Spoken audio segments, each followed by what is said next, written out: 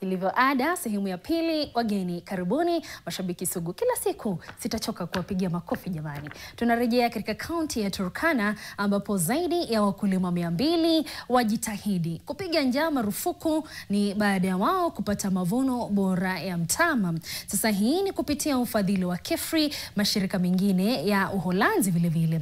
Naibu mkurugenzi wa KEFRI kaunti hiyo ya Turkana, Bwana Patrick Mwirigi amesema hayo huku wakulima wakiwa tayari wamepata mavuno zaidi, japo wanataka msaada wa ziada. Peter Warutumo na habari hizo kutoka kaunti ya Turkana. Asante sana studio zetu za Nairobi. Ninakujia moja kwa moja kutoka Loritit, wadi ya Letea. Sehemu hii ambaye nimesimama ni mashamba ambaye yamefunguliwa na shirika la KEFRI kutoka kwa ufadhili wa Netherlands kupitia kwa ILO. Na wakati huu tuna wakulima zaidi ya 175 ambao wanafanya kazi kwa shamba hili. Na tumeanza sasa kulima sasa. Tumefuna kidogo. Ndio hii sasa mtama. Hali ya njaa tumefungua kidogo, sio sana kama samani. Na namba ya farmers hapa ndani ya shamba ni 150 farmers. Na wote kila mmoja kuna shamba yake hapa ndani. Na baada ya kufika forest, wale farmers wenyewe walichukua jukumu wakalima shamba yao. Kila mtu alijilimia shamba, akaweka mtama ndani. Na wakati mvua ilinyesha, sasa mtama ikamea. Na hiyo mtama baada ya kufuna wanatumia kwa kuuza, especially wakati wa kame.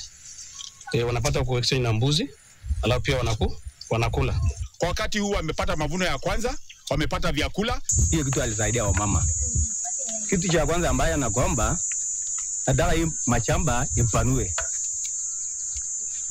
Pili, tunataka kuvuna tena nyasi ambuzi pia. Nataka niseme hivi ya tatu, hii mtamu pili tunafanya hivi, yani hatutumii kwa njia mbaya, tunatumia kwa njia mzuri. Sababu tunaweka wakati ukame tunauza moja kwa mbuzi, tunakula moja tena. Yani hiyo kitu anasaidia watu pia. Sehemu hii ni sehemu ambaye inakumbwa sana na njaa na ukosefu wa vyakula kwa wingi. Lakini tunaona kaunti ya Turkana pamoja na mashirika wanazidi kufanya lolote wawezalo ili kuona wakulima pamoja na wakazi wa Turkana wana vyakula vya kutosha. And we have also been in Loritit where we have 150 farmers who have cleared post office in 70 acres of land and they have planted sorghum. This is something we were trying for this area because sorghum is a short crop. It matures within 3 months. The sorghum is doing very well. They have been able to harvest. Normally an acre produces about 5 to 6 kgs. Nikiripotia runinga ya NTV mashinani nikiwa Loritit, wadi ya Letea, mimi ni Peter Warutumo.